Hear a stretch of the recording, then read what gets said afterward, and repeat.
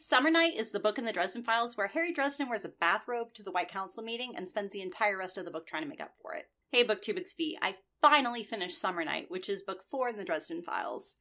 If you're new to my channel or new to this series, what I'm doing with these books is I'm rereading them because I really love the Dresden Files, and the first half of this video is going to be me talking about it from the perspective of somebody who has just read it. So all the spoilers will be everything through just book 4. Then I'll give you a fair warning, and then I'm going to go into how this book ties into the rest of the series.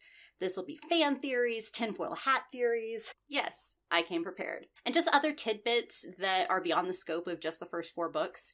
So if you want to go and see that, I will leave some links in the description below. I think they're called chapters. And if you just want to skip around, that's cool too. And if you think this kind of content is awesome and this isn't the first time you've been to this channel, then make sure you're subscribed. Join the caffeination. We'd love to have you. So Grave Peril, which is the book before this, really starts out as a Monster of the Week thing, and then by the end we're like, oh crap, there's more going on here. Summer Night starts out where Grave Peril left off, where we're realizing the consequences of Harry's actions with the Red Court, him grieving the loss of Susan because she doesn't want anything to do with him right now because she's afraid of hurting him or whatever. They weren't really specific on this part. But Summer Night is really the part in the series where the world just opens up. We've heard of the White Council, we've heard of the fairies because Harry has a fairy godmother, and now we get to experience those worlds with a book that's just like the two of them. This is also the book where we realize exactly how much baggage Harry had coming into the series that we only just kind of know about in passing. So like before, Harry basically has 2 quests that are kind of intertwined. He's got to keep the White Council from just handing him over to the Red Court to stop the war, and he also has to help Mab clear her name because she kind of owns him right now. She bought his debt from his godmother, and now Harry kind of feels like he's getting passed around. Of course, he's angsty, and, you know, like many other books, this is the worst day of Dresden's life this year. These are actually 2 of my favorite factions in the entire Dresden Files series, and we're going to start with talking about the Fae Courts. So there's basically summer and winter, and they basically exist to keep each other in check. Winter is cold and has like evil vibes, and summer has like happy, warm vibes, even though both taken to extremes can be terrible. So we know why Harry has a vested interest in bringing balance to the Force. Each of these courts also has 3 queens. You have the Maiden, the Mother, and the Crone. Or basically, as they call it in this series, you have the Lady, you have the Queen, and you have the Mother. The inspiration for this sort of comes from the tri-goddess Hecate, who's represented basically 3 different ways. And I think that there's a lot of things that I need to go back and read about on here in order to fully understand and appreciate this. And then we have the White Council, who's basically just like boomers with magic. This is a society where age and power have a lot to say about where you are in the picking order. And bucking tradition is highly frowned upon, which is probably one of the reasons why Harry has such a hard time getting along with these people. Oh yeah, and when he was 16, they tried to end him because he got in a duel with Justin Du Morne, who was his mentor, and that ended really badly for Justin. Remember how we talked about this whole Harry's past coming back to haunt him thing? Yeah, that. The White Council kind of has a grudge, or at least some of them do. You have the Merlin, who, I guess like the Merlin is a title here. It's not like Merlin from like King Arthur's time. It's a different guy, it's just a title. But the Merlin guy really doesn't like Harry. In fact, he actively tries to sabotage Harry and get him handed back over to the Red Court because apparently war is bad. But you also have other senior council members, and they might not be the Merlin, but they're still pretty powerful. You've got Listens to Wind, who has this really cool raccoon called Little Brother, and you also have Martha Liberty, who tells Harry that he has his mother's eyes. I'm not quite sure if that means that she was like buddies with his mom. We don't really get a lot of details in that, but at least we have somebody who knows his mother enough to, you know, realize that.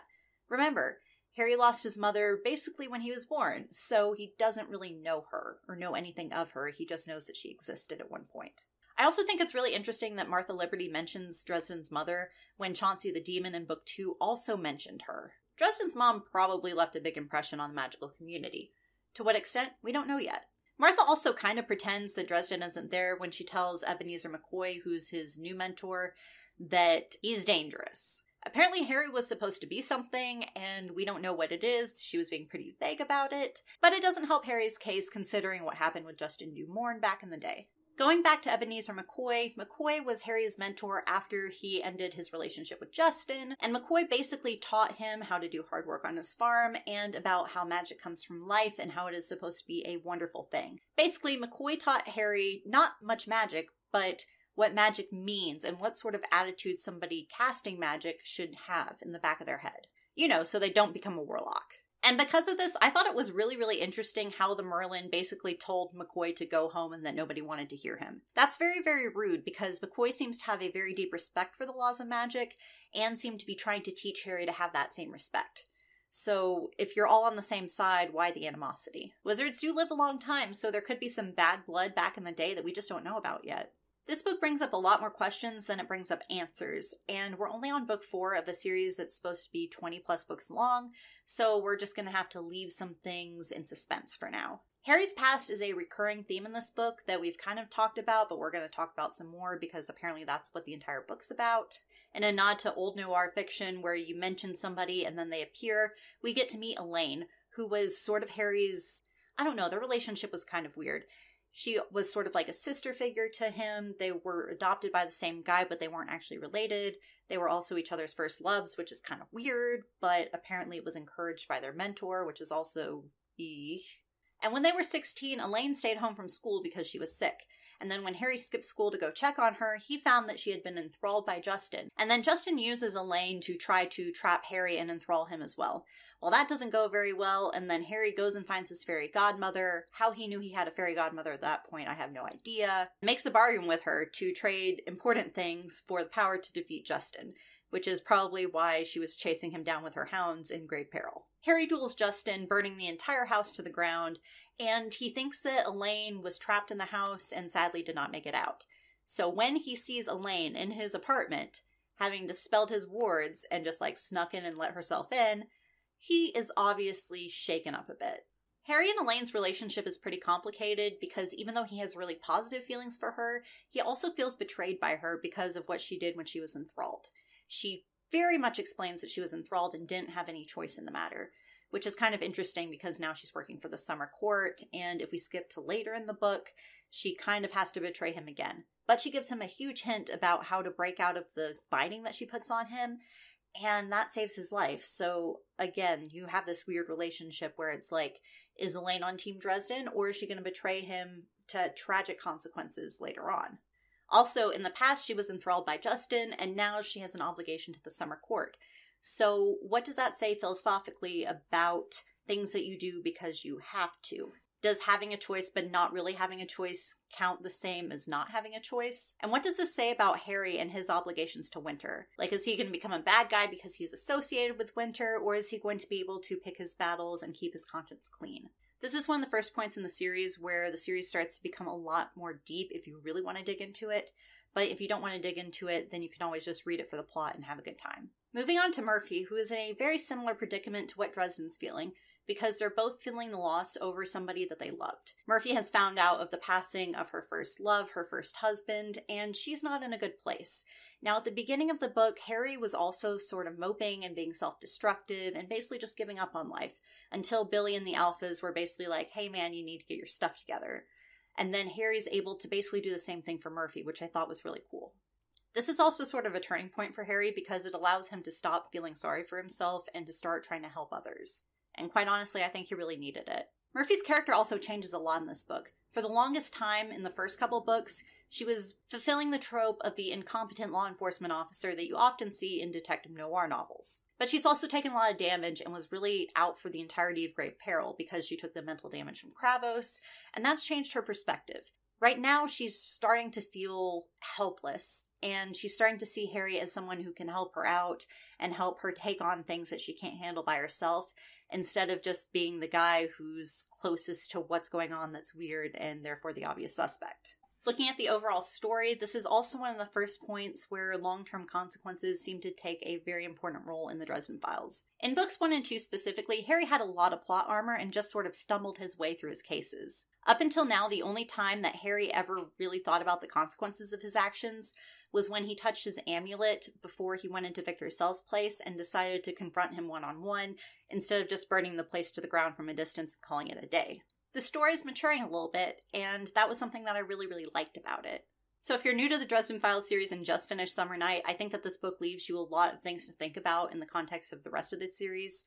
And I'm about to start talking about that stuff, so if you don't want spoilers, now's a great time to leave. Make sure to like, share, subscribe on all your social media, and I will give you 3, 2, 1. Are they gone? Good. Honestly, most of the theories that I'm about to talk about deserve their own videos. If you have one that's a favorite, please leave me a comment down below, and I'll try to get to it sooner rather than later. And if you skipped around, you might want to go back and watch the first part of this video, just because I'm going to be building on some of the things that I talked about there. Use the chapters to find your way around. The first character that I'm going to dive deeply into is Martha Liberty. And that's because I saw a lot more on this reread than I did about her on the first time that I read this series. Remember earlier when I talked about how Martha made some comments about Dresden, about how McCoy knows what Dresden is supposed to be, and that's why he's dangerous? Well, this is the first point in the story where we get the whole is Harry supposed to be a protector or a destroyer thing that is talked about in the Morgan microfiction. Basically, Harry has a destiny, and he's either going to save the world or he's going to destroy it. And right now, they don't know which one, and it's scaring the crap out of them. The then Summer Lady Aurora also says something very similar in the garden to Harry. She notices Harry's pain and offers to take the edge off for a while, but that would lead to him abandoning his quest, and basically everything with the Reds that he was trying to prevent would happen, and he'd be done for. Which, considering that Aurora was infected, makes a lot of sense, because she was basically, in her own way, offering to end everything and do what the Outsiders wanted and take out the Starborn. Woohoo! Now, we don't get a lot of screen time with Martha Liberty, but like I just said, we know that Aurora was infected, and the fact that they said something very similar is kind of eerie. Aurora's nature seemed on the surface to be very kind and gentle, but she was also the Summer Lady, so she basically had to have whatever personality the mantle of the Summer Lady demanded of her. Remember in Peace Talks and Battleground, and also the Christmas Eve microfiction from 2020, where both Harry and Molly wonder how long Molly is going to be able to keep her personality and stay her until the mantle takes over. Well, much like Aurora and later Maeve were able to betray their natures because they were infected, Martha Liberty seems to do an about face from Harry is dangerous and we don't want to deal with him to child, I must help you. Now, to be perfectly honest, we don't know at this point what Martha's true personality is supposed to be, so this could just be a handy-dandy tinfoil hat theory. But considering how both Aurora and Martha Liberty said that Harry was a destroyer who was also in great pain and offered to help, and Martha did this, hand-wavy thing where she, used wind to, fix his hair or something, that might have been an attempt to sort of maybe infect him or try to use some sort of magic on him. Again, we don't know quite yet, and so this is probably more tinfoil than anything, but I definitely think that it's something that I'm going to be keeping in mind, especially when Martha finally gets more screen time later on in the series. It just bothers me, and I seriously doubt that the similarities in these statements were an accident. Now for a tinfoil hat theory that's a little bit more concrete, there is a theory that's pretty popular at the moment that Simon Petrovick is actually Cal. After all, he was the Red Court vampire expert, and we know that the Red Court was infected. And we also know that he was connected to Justin Dumorn because he was Dumorn's mentor. Both of them could be infected and they could be working together, and Petrovick just faked his own demise. But it does make sense tactically that Petrovick was taken out by the Red Court because he was the expert on the Red Court for the White Council. So this could be a hidden in plain sight, this could be a this is just what it is, there's nothing deeper going on, but we're gonna have fun with theories. And if you want to believe the whole Simon is Cal thing, I think the one thing that ties them together completely and utterly is that back in the early 2000s when these books were being written, there was a show called American Idol. I don't know if it's still on the air, but it was very, very, very, very popular at the time, and there was a judge named Simon Cowell. A lot of nerdy people who read these books probably live under a pop culture rock, so this could go way over their heads, but I'm calling it right now. Simon is Cowell. Rashid, the gatekeeper, is a pretty mysterious guy. He seems to have an idea of the past, the present, the future, and kind of get confused on where exactly in the timeline he is. And he's kind of got a reputation for meddling in things. After all, Mab did recognize his eye goop when Harry came. This isn't really surprising considering that both Mab and Winter and Rashid, keep the outer gate from getting overrun by outsiders or sort of working together, or at least on the same side and tolerating each other's presence. But this early in the story, it's not very well explained. One theory is that Harry will eventually have to fight the White Council. And this is something that Rashid brings up in this book, and I think it also comes up a little bit later when Rashid asks, when is this? Yeah, he's trying to figure out when is this in the timeline so he can give Harry the right advice. In Summer Night, Rashid votes to have Harry stay in the White Council. But by the time you get to Peace Talks and Battleground, there is a unanimous vote to kick Harry out. This doesn't necessarily mean that Rashid voted against Harry. He could have been absent and therefore his vote went to the Merlin. He could have voted against Harry like a jerk. Given that the Merlin gets to vote for any senior council member who is not present to vote or has not designated a proxy, and Rashid is very hard to find on a good day, he might have just been busy and couldn't make the vote, and so the Merlin decided to use his power to kick Harry off the council. But Rashid seems to have the power to see into the future, and he probably knew that a vote like this was coming. So if he decided not to come, assuming that he was able to, leave the outer gates when everything was getting invaded and stuff, which is a big if, I will give him that, then he might have voted against Harry on purpose or left his vote up to the Merlin on purpose, because now is the time that Harry needs to distance himself from the White Council and prepare for battle. Rashid asking about the date in Summer Night is probably just foreshadowing for how he was going to vote in one case and how he was going to vote in the other case, and needed to figure out when the right time to do what was. I personally think he's still on Team Dresden, but we'll see. Now we get to play the fun game of who's infected! This first theory is definitely getting a video on its own, and that is that Murphy is infected. And one specific place that could have happened was when Kravos attacked her mentally. He could have infected her that way. After all, Kravos was working with Mavra in the Red Court, and both of them have ties to the Outsiders. Also, by the time we get to Summer Night, I've already talked about this, but Murphy's attitude towards Dresden has changed completely.